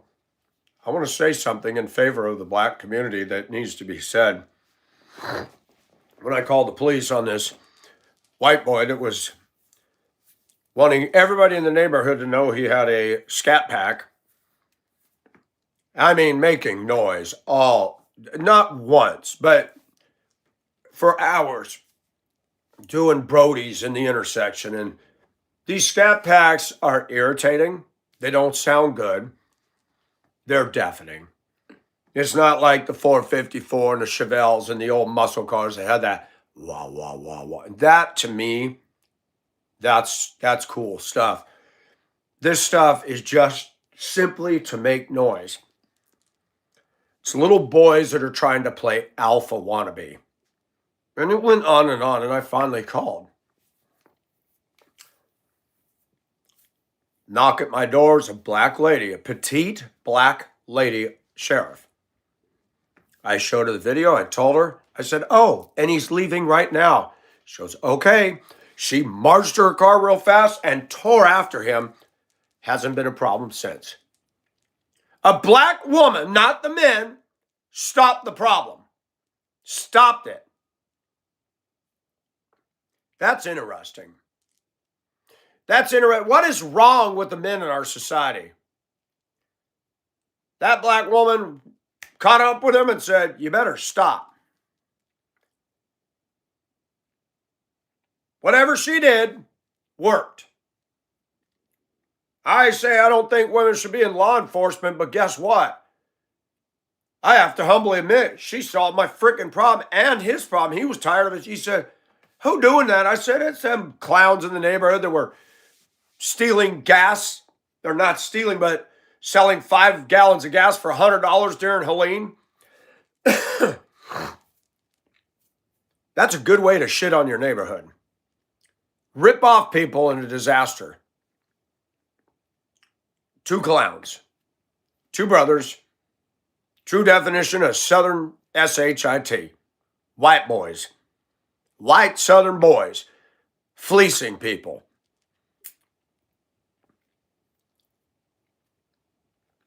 Now that stuff pisses me off. Now you want to brag that you got a scat. You want to do this, and you want us to be impressed and go, oh, you're so worthy.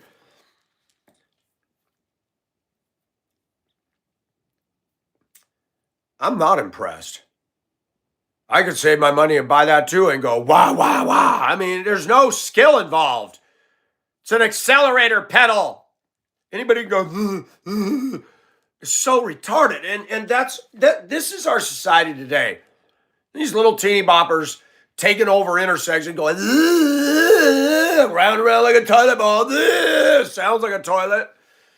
Turds on wheels. That's all you are. You got spoiled. You got too much money, and you spent that. Now you're being a turd out there on the roads. And only stupid low-class people get into that. And then you see them get hit. I think that's funny. All these guys standing around, oh, that's cool.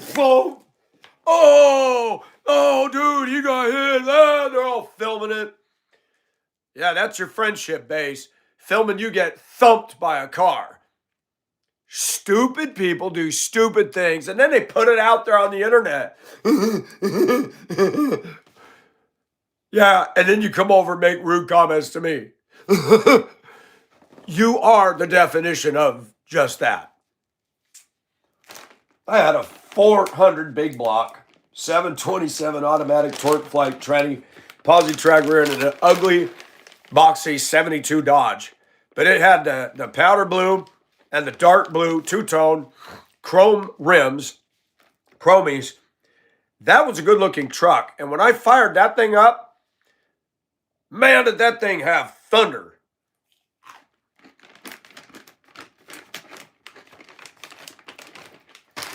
I was in my 20s once. Prescott, Arizona, I pulled up the light, had the foot on the brake, right foot on the gas. I floored it. I mean, I had the back of the bed fishtailing in park. Not parked, but stopped.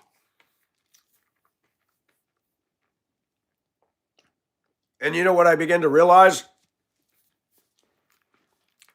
Nobody cares. Nobody cares. Older people, responsible Prescott citizens are looking at me going, what an idiot. I thought I was being cool. Hey, Beavis. The Grand Canyon gulf between the immature mind and the adult mind is amazing. When you're young, you really are dumb. People get on these videos doing their crazy stuff, thinking it's cool. And one of these days, when they get to my age, they're going to look back and go, oh my gosh, that's embarrassing. What taught me loud and clear was on a Prescott beautiful evening, Friday night. I had sold my truck, got a ride to work with a lady, and I moved downtown.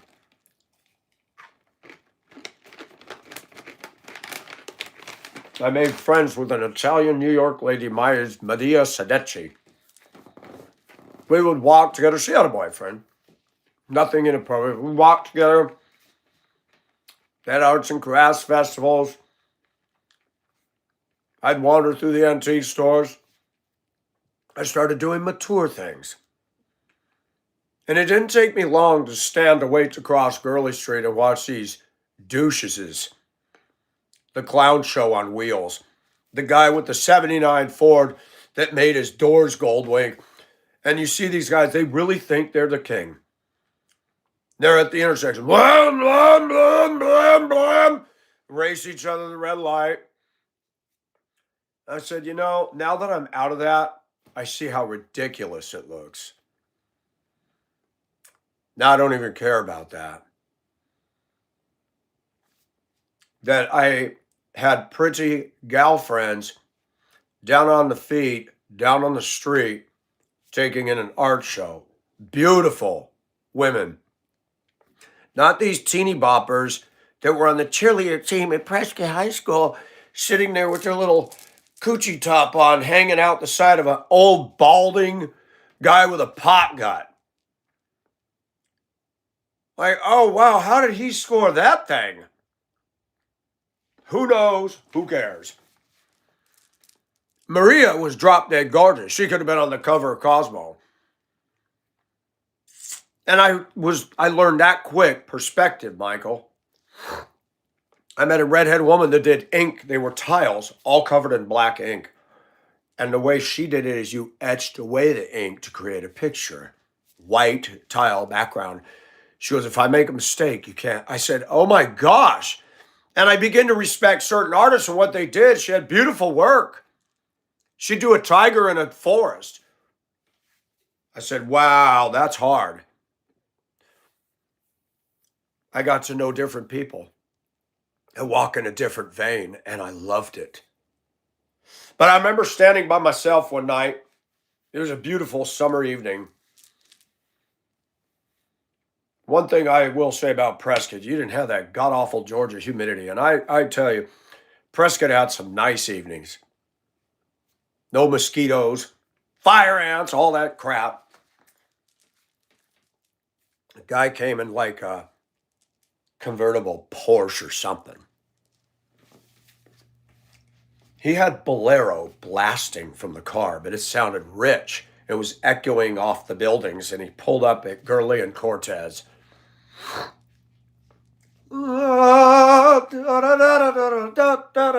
was from the movie 10 with Bo Derek. He had on this little, I don't know what you call those hat, almost like the beret thing, but they got that short little bill. Older gentleman, he had his head up. And then these geeks, the Prescott Cruiser geeks, pull up making all this noise. Light changes and you hear them go, calmly, head up, enjoying the music. And these asshats, stop. Stop at the red light. I said, wow, I used to be like the clowns. That old man wanted to take his car for a cruise, but he didn't show off. He had his head up and he was at peace with the universe. these adrenaline junkies trying so hard to compare their penis size with another guy, comparing his penis size with another guy. All in their trucks, their cars, their hoopties. And I realized I finally graduated from that. You got people here in Augusta that are 40, 50 years old still doing it. Black guys, they won't buy a house. They won't pay child support. They'll buy a Crown Vic, spend money on these ugly, pimpy, silly, 3-foot high rims with the thin tires and play their crappy Neanderthalic garbage and then have it on a dang PA under the car. Wake up, back up, sound like treble. And then you wonder why a guy like me looks at you and just shakes my head. Something got lost in the translation. Send me to the Himba tribe in Africa. They're not listening to that. They're not buying pimpy rims. They're not driving that stuff.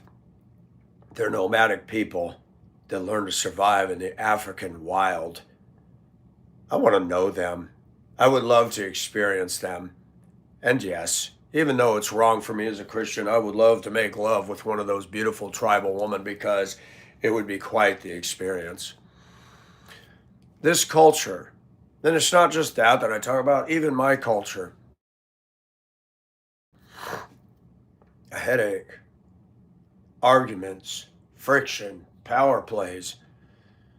Is there such a thing as a woman that loves me, that's pretty, that doesn't have to work hard at faking it?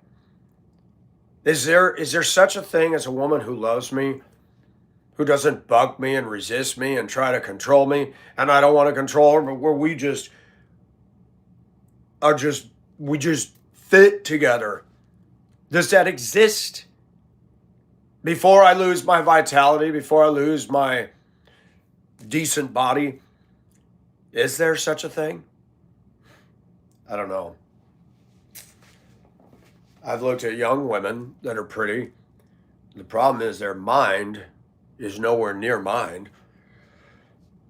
I look at women my age, and you're just kind of like, my body's still good looking, and theirs isn't what it used to be. And I do not beat up anybody for aging. It's going to happen to all of us. But some women, because of their lifestyle choices and whatever, their body went south for the winter and the summer, fall, and spring. I'm not interested. And women will condemn me. See, all you guys think about is sex.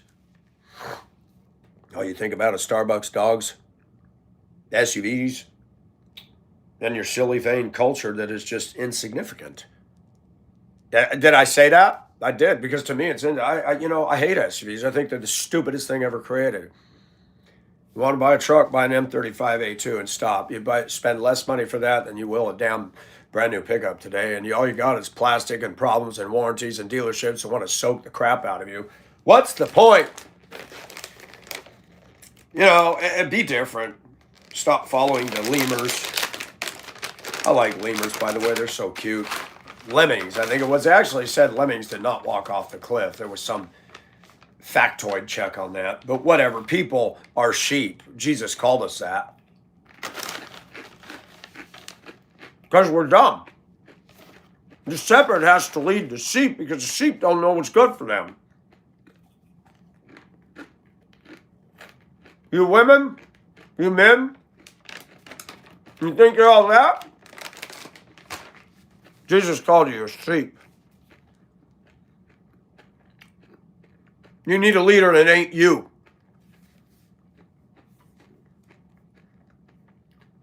I need a leader that ain't me. In order for my words and my channel to be used, I have to be connected. Bible says, abide in the vine. The vine is Christ. So, Jag, you're wrong. My words aren't just empty, hollow words on a YouTube channel. There are people that are affected. There are people that get blessed by this.